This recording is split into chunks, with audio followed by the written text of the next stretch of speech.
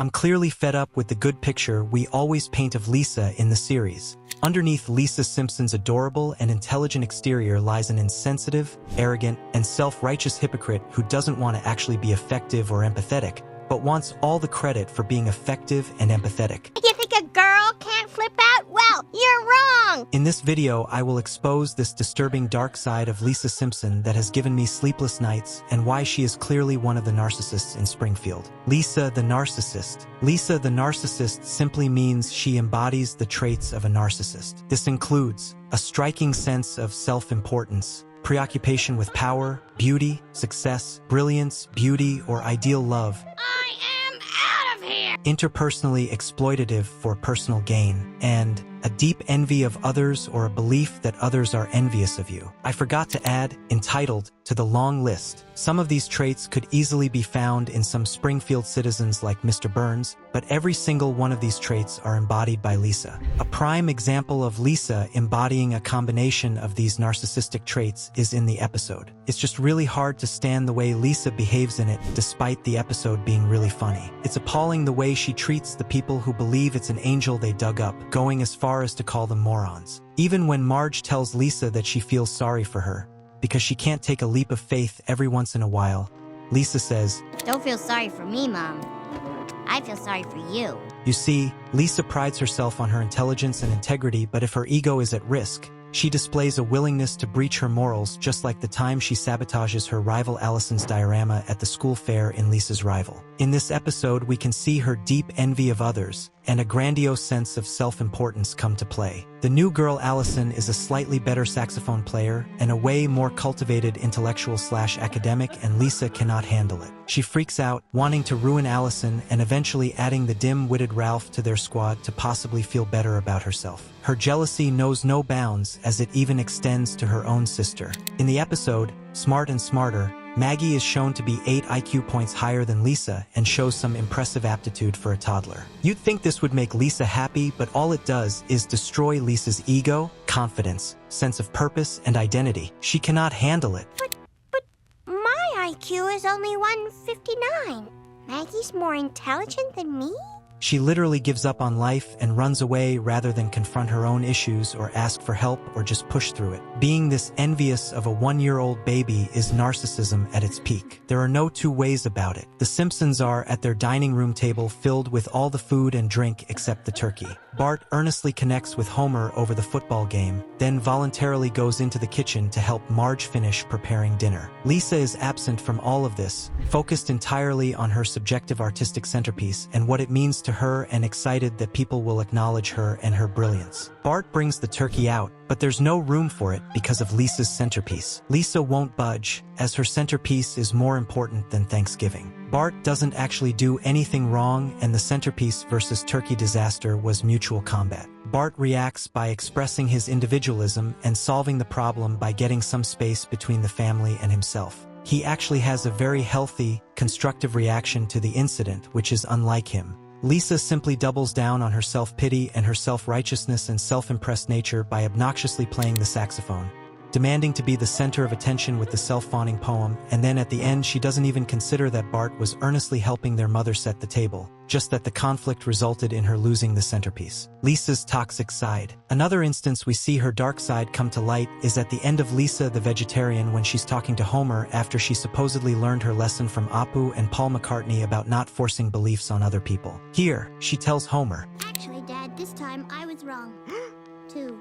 Homer did absolutely nothing wrong, but she just can't admit that anything is actually her fault. Never accepting blame is classic narcissism. Her narcissism gets even darker in the hamster versus Bart episode. Lisa literally treats Bart like a meaningless test subject and degrades him in pseudo-intellectual rants the whole episode, just so she can feel good about herself. And just when we thought it couldn't get any darker, her narcissism leads her to be something of a murderer. Lisa the murderer. Even though this was just a dream, it reveals a very dark side of Lisa, and that is her affinity for murder. We see this again in the episode, Bart Gets Famous, where she imagines impaling Bart on one of her awards and smiling so gleefully. The scariest and closest she has been to being a stone-cold killer is in Dial N for Nerder, where she tries to help Martin get off a small ledge on a cliff with a stick, but accidentally pushes him off, and he falls. so she and Bart try to cover up what they think is Martin's accidental death. Believing they've killed him, the siblings are consumed by guilt throughout the episode. But while Bart's urge is to go to the police, Lisa discourages it and urges him to keep it a secret. Lisa exhibited a darkness in this episode that terrified Bart, viewers, and her fans so much. Another terrifying instance was in Dude, Where's My Ranch?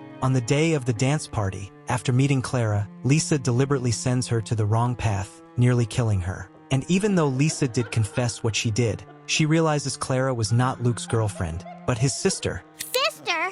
You mean she's not your girlfriend? Meaning Lisa put Luke's family member in lethal danger due to a misunderstanding. In Flanders' Ladder, when Bart gets into a coma, Lisa takes the chance of revenge after he humiliates her with embarrassing photos online by whispering horrible things, which causes nightmares to Bart. You're gonna see the one thing everyone's afraid of. Death and dead people.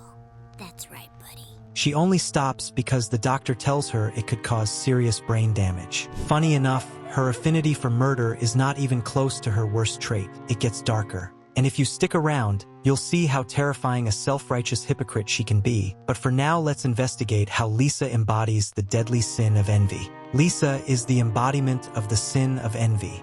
Jealousy is when you're worried someone will take what you have. Envy is wanting what someone else has. Lisa is always freaking out when there is someone who does a thing better than her. She just can't handle it. She is the complete embodiment of the sin of envy. The environment that Lisa navigates is fraught with jealousy and frustration because her siblings regularly draw more attention from their parents and the school faculty.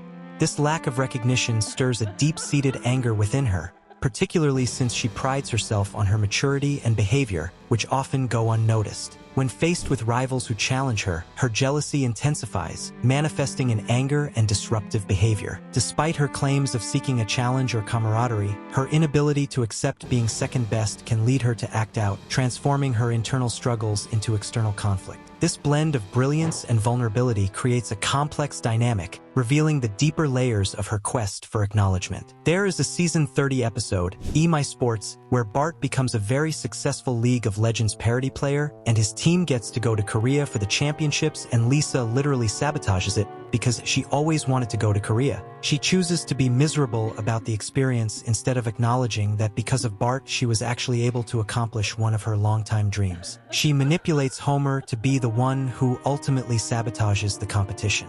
Now do you see it? Do you see the meaninglessness of striving for worldly things? I do.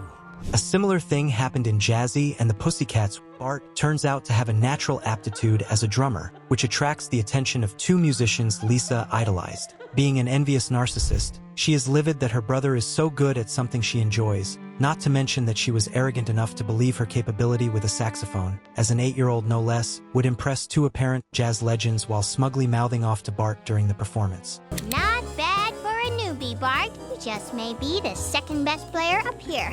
In case you're wondering who the best one is, it's me. Lisa the hypocrite. Among all the things Lisa is guilty of is the fact that she is also a self-righteous hypocrite who forces her views on people. We see this quite a few times, more obviously in the episode Bart Star. Amidst the tension in the episode, Lisa makes a bold entrance in football gear, proclaiming her mission to challenge sexism in sports. A girl wants to play football. How about that? However, her grandstand moment quickly unravels when she notices the girls' team practicing just a few yards away, fully equipped and dedicated to the game. As Coach Flanders invites her to join, Lisa's bravado falters. It becomes evident that her motivations aren't rooted in promoting equality. Rather, she seeks to position herself as superior. The moment she realizes she's not entering a groundbreaking battle against sexism, but rather facing the reality of her own mediocrity, her interest wanes. She doesn't give up. She tries to play the animal cruelty card. After all, what civilized person would play a game with the skin of an innocent pig? This scene highlights not just her hypocrisy, but her deeper desire to command respect from people rather than true equality. Again, in the episode Money Bart, Lisa cannot admit that she is wrong about something. She invades Bart's friend's baseball team so she can have something on her college resume. She takes out all of the fun of the game and keeps on ordering people around. I wish I was there. Don't get me wrong, I don't hate Lisa, I just dislike her dark side. Now, when Bart decides to rebel, she throws him off the team instead of acknowledging that she does not know how to coach a baseball team. Come on, guys. I had to get rid of Bart. Even finding true love is about her dark side. Lisa's toxic traits come into play anytime she develops a crush. She eschews her morals because she wants to kiss the boy, and then she rejects everything about the guy and tries to change him to be exactly like her, and then breaks up with them when they actually try to be themselves and stand their ground, something she pretends she constantly has to do. We see this when she had a crush on Nelson Muntz. I was foolish to think I'd actually changed you. Maybe I was seeing things in you that weren't really there. Even as soon as she becomes a vegetarian, she decides nobody can eat meat. I can't eat this. I can't eat a poor little lamb. She goes on to destroy the pot roast that everybody else was looking forward to, including her father, who does kind of work hard to provide everything for her, including her vegetarian food choices, her saxophone, her ergonomic desk chair, and anything else she owns. Lisa is the cute and intelligent voice of reason in the Simpson family, no doubt. But if you dig deeper, you will discover something else beneath this good-looking child everyone adores. And now you can go back to just being you instead of a one-dimensional character with a silly catchphrase. Is Lisa an insensitive, murderous, envious, hypocritical, self-righteous narcissist? Most likely, and even the producers of this show know this. They sometimes acknowledge it subtly, but they mostly ignore it and give her the moral or intellectual high ground even when it's not particularly well justified. I don't want y'all to be hating on Bart alone. When Lisa is the wolf in sheep's clothing here, what do you guys think? Is Lisa really as innocent as she appears? Also, let me know whose dark side in The Simpsons you want me to explore next in the comment section.